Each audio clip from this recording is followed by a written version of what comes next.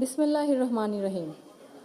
শ্রদ্ধেয় প্রধান অতিথি জনাব আমির খসরু মাহমুদ চৌধুরী, সম্মানিত অতিবৃন্দ, আসসালামু আলাইকুম। শুরুতে আমি আন্তরিক ধন্যবাদ জানাই আয়োজকদের, যারা আজকের এই সুন্দর আয়োজনটি করেছেন, যেখানে আমরা সবাই আমাদের ভিন্ন ভিন্ন মত, পথ ও অবস্থান প্রকাশ করার সুযোগ পাচ্ছি। আজ আমরা যারা এখানে উপস্থিত, আমরা সবাই একরকম নয়। আমাদের আদর্শ আলাদা, অভিজ্ঞতা আলাদা, দৃষ্টিভঙ্গিও আলাদা, কিন্তু তারপরেও আমরা একসাথে বসেছি, আলোচনা করছি, কারণ আমরা সবাই দেশের জন্য, দেশের মানুষের জন্য ভাবছি।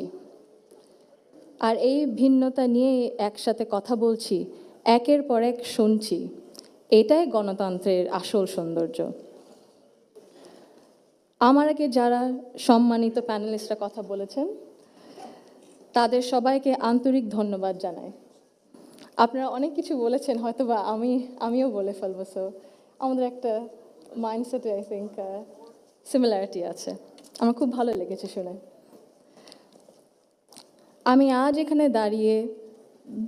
দাঁড়িয়েছি ভিন্ন এক অনুভূতি ও আবেগ নিয়ে। বাংলাদেশের এই পলিসি লেভেলটায় আমার প্রথম বক্তব্য এটা। আমি এমন কেউ নয় যার কাছে সব প্রশ্নের উত্তর আছে বা সব সমস্যার সমাধান জানা আছে। তবু আমি বিশ্বাস করি, নিজের ছোট্ট জায়গা থেকেও সমাজের জন্য, দেশের জন্য কিছু করার আন্তরিকতা আমাদের সবার মধ্যে থাকা উচিত। আজ আমি এসেছি শুধু শুনতে, শিখতে এবং একসাথে কাজ করার মনোভাব নিয়ে এগিয়ে যেতে। Today's dialogue is about women shaping the nation. But before we speak about shaping the future, we must be honest about the everyday lives, reality shaping women's lives in Bangladesh. My earliest understanding of women's roles in society came from my family, as it does for most of us. Long before we encounter policies or laws or institutions, our homes become our first classrooms.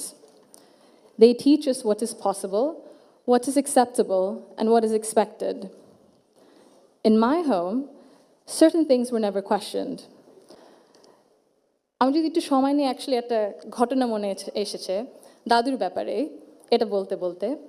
দাদু যখন আমাদের সাথে লন্ডনে ছিলেন গত বছর প্রথমের দিকে, উনি যখন এসেছিলেন তখন হাসপাতালে ছিলেন কিছু চিকিৎসার জন্য।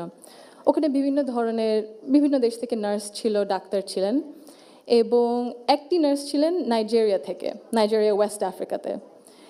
আম্মা আব্বা একদিন দাদুকে সকাল সকাল দেখতে গেছিল। তো নার্স তারপরে বলেছে যে, ও আমি তো আপনার মাকে চিনেছি। আম্মু আব্বু বললো, কীভাবে? আপনার মাই প্রথম ইলেক্টেড প্রাইম মিনিস্টার বাংলাদেশের না?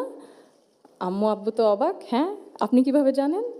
তো নার্স তারপরে বললো যে, আপনাদের যে উনি যে এত কিছু করেছেন এই মেয়েদের শিক্ষার জন্য, specially primary education, food for education, cash for education, এগুলো আমাদের সরকার ওই 35-30 বছর আগে দেখে ইমপ্লিমেন্ট করেছিল।